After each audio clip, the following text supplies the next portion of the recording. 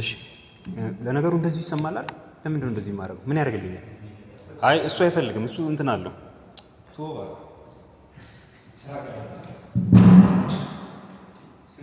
ስምንት ሰው ነው የኔ ድምፅ እኮ። እንኳን ደህና መጣችሁ። ያው ዛሬ በአጋጣሚ የአዳራሽ ለውጥ ተደረገ። ያላሰብነው አዳራሽ የዛሬ ፕሬዘንቴሽን ያዘጋጀሁት እንትን ነበረው፣ ብዙ የሚታይ ነገር ነበረው። ፓወርፖይንት ላይ የተሰራ ፕሮጀክተር ይፈልግ ነበር፣ ግን እንደምታዩት ቤቱ በጣም ብርሃን አለው፣ የካሜራው ብርሃን ተጨምሮ። የበፊቱ አዳራሽ ቢሆን እናጨልመው ነበረ። እንግዲህ በተቻለ መጠን በቃሌ ስዕል ለመሳል ሞክራለሁ ለመግለጽ። ለሱ እንግዲህ ቅርታ ያዘጋጀሁት እሱን ታሳቢ በማድረግ ስለነበር። ባለፈው ጥቂት መታችኋል። እናንተ ነበራችሁ ባለፈው ሳምንት፣ ባለፈው ዝግጅት ላይ። ባለፈው አልነበራችሁም። እሺ የባለፈው የነበረን የዛሬ መጋቢት ላይ ማለት ነው፣ ዛሬ ሚያዝያ ነው፣ የካቲት ላይ የነበረን ውይይት ላይ ምን አንስተን ነበር?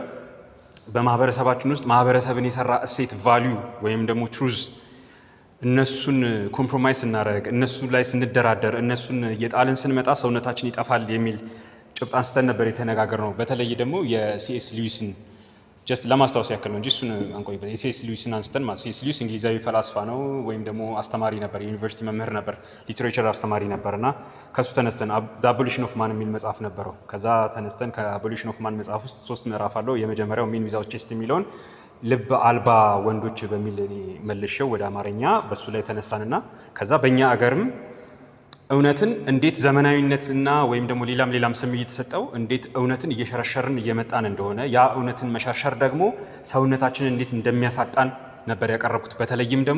በተለይም ደግሞ ከጾታዊ ሚና ጋር በተያያዘ ስፔሲፊካሊ እዛ ጉዳዮች ላይ ነበረ አሁንም እየሰራው ያለሁትና ጾታዊ ሚናን እየሸረሸርን ስንመጣ፣ ጾታዊ ሚና አሁን ሶሻል ኮንስትራክት ነው እየተባለ ነው።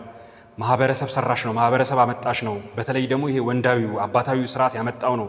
በእንግሊዝኛው ደግሞ ፓትሪያርካል ሲስተሙ የፈጠረው ነው እንጂ ተፈጥሯዊ አይደለም የሚባል ነገር አለና ያን ጊዜም ራሱ ሲናገር ይህንን እንግዲህ በ1930ዎቹ 40ዎቹ ውስጥ ሲያስተምረው ነበር። ዩኒቨርሲቲ ውስጥ የተለያየ ሌክቸር ሰጥቶበታል። በፈረንጆቹ አቆጣጠር የተለያየ ሌክቸር ተሰጥቶበታል። ያንን ሌክቸር ነው ሰብስቦ አንድ ትንሽ ቮሊዩም ያላት መጽሐፍ የጻፈው። ምንም እንኳን በየሜዳው ጥለውበት በ1 ፓውንድ በግማሽ ፓውንድ ቢሸጥ መጽሐፉ ሊትራሊ የምር እንደዛ ነው የምላችሁ። መጽሐፉ ግን በጣም ብዙ እምቅ የሆኑ እውቀቶች አሉት። እናንተም ከኢንተርኔት ላይ ዳውንሎድ አድርጋችሁ ብታነቡት ይመረጣል። ስለዚህ ያንን ነገር የእሱን ጽሁፎች አቅ ነበርና በእኛ ሀገር ደግሞ ተውት፣ ሴኩላር ዓለም ላይ ትምህርት ላይ የመንግስት ፖሊሲዎች ላይ ሌላ ላይ አይደለም። እኔ የኦርቶዶክስ እምነት ተከታይ ነኝ እና እዛ ቤቷ ሌሎችም ክርስቲያኖቹ ጋር በተለይ ይሄው ጾታዊ ሚና ማህበረሰብ ሰራሽ ነው ብለው ተራ ሰዎች አይደለም ሊቃውንቱ ያስተምራሉ፣ መጽሐፍ ይጽፋሉ። ያው በተደጋጋሚ ነገር ጠቁመናል። ያው የሚሰማም ሰው የለም፣ የሚሰማም የተሰማውም ሰው ስላልነበረ ነገሩ በዛው አልፏል። ግን ያንን ነገር የበለጠ ተነጋግረንበታል በዛ ወቅት ማለት ነው የካቲት ላይ።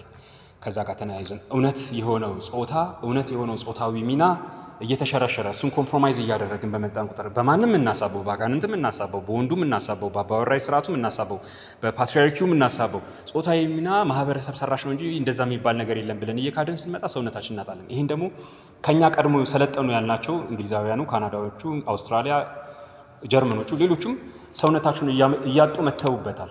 በአይናችን አይተናል፣ እያየንም ነው አሁን ላይ። ሲኤስ ሉዊስ ደግሞ ይህንን አርቆ አይቶ በትንቢታዊ መነጽር አርቆ አይቶ ነግሯቸዋል። ሰው አትሆኑም፣ ያን ጊዜ ሰው ከሰው መግባባት አትችሉም። ዛሬ ከሰው መግባባት አይችሉም። አባትና እናት የወለዱት ልጅ ወንድ ይሁን ሴት መግባባት አይችሉም። ታውቃላችሁ ይሄንን አይደል? ወንድ ይሁን ሴት መግባባት አይችሉም። እሷ ሴት ነው ትላለች፣ እሱ ወንድ ነው፣ ይሄው አንጠልጥሎ እያየሽው ይላታል። አይ በቃ ሄዶ ተበጥሶ ሴት መሆን ይችላል። እንደዚህ አይነት ሙግት ውስጥ ናቸው።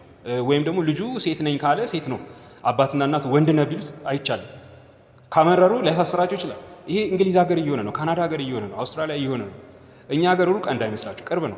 ምክንያቱም ሊቃውንቱ የወንድና የሴት የለም ካሉ ነገ ከነገ ወዲያ ሴትና ወንድ የለም ማለት ይችላሉ።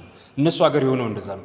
እኔ ሊትራሊ የእንግሊዝን ሀገር በተለይ ቤተክርስቲያን የእንግሊዝን አንግሊካን ቤተክርስቲያን በቅርብ እከታተላታለሁ እና እያንዳንዱ ነገሮች ከኛ ሁኔታ ጋር ይመሳሰልብኛል። ስለዚህ ያንን ለማንቃት ለማስታወቅ ከእናንተ ጋርም ለመወያየት እድል ይፈጥርልናል ብዬ ነው የዛሬውን ርዕስ የተመረጠው። የባለፈው ርዕስ ያው እውነትን ስንክድ ሰውነታችን ይጠፋል ነበረ የተወያየንበት የካቲቱ። የዛሬ ግን ግድብ አፍራሾቹ ይላል። እንግዲህ ያው በጣም ይቅርታ ፕሮጀክተርን ተስፋ አድርጌ ነበረ። ብዙ ያዘጋጁት ምስል ብዙ ስላይዶች ነበሩ፣ ስዕል ያላቸው። እነዛን ስዕሎች እንግዲህ ማውራት ሊጠበቅብኝ ነው። እሺ ግድብ አፍራሾቹ ይብላል እና ይህንን ደግሞ አንድ እንግሊዛዊ ጸሐፊ በተለይ ደግሞ ከአንግሊካን ቤተክርስቲያን ጋር የተያያዘ ጽሁፍ የሚጽፍ ጸሐፊ የጻፈውን አግኝቼ ነው። 2018 የተጻፈ ነው። 2018 የተጻፈ ነው። ከኛ ጋር አሁንም ልክ እንደ ሲኤስ ሉዊስ ሁሉ ከኛ ጋር አሁንም የሚመጥን ስለሆነ ነው ወደኛ ያመጣሁት። ይሄ የእሱን ጽሁፍ ሳይሆን የመለስኩት ሀሳቡን ወስጄ ለእኛ ማብራሪያ ተጠቀምኩበት እና ምን ይላል እሱ? ይሄ እንግሊዛዊ ጸሐፊ ጁላይ 25 2018 የተጻፈ ነው። ጆርጅ ኮንገር ይባላል። ጽሁፉን ታገኙታላችሁ ኦንላይን ላይ ከፈለጋችሁ ሰጣችኋለሁ ሊንኩን። ሃው ፌሚኒስት ዳምበስተርስ ዲስትሮይድ ዘ ቸርች ኦፍ ኢንግላንድ ቢዮንድ ሪፔር ይላል። ሃው ፌሚኒስት ዳምበስተርስ ዲስትሮይድ ዘ ቸርች ኦፍ ኢንግላንድ ቢዮንድ ሪፔር። የእንግሊዝ ቤተክርስቲያን መጠገን ከምትችልበት በላይ ባሻገር ወደማትጠገንበት ደረጃ አድርጎ ያፈረሳት የግድብ አፍራሾቹ የፌሚኒስቶቹ እንቅስቃሴ ወይም ደግሞ እነሱ እንዴት እንዳፈረሷት የሚል ነው። ሰነፍ ነኝ አይደል በመመለስ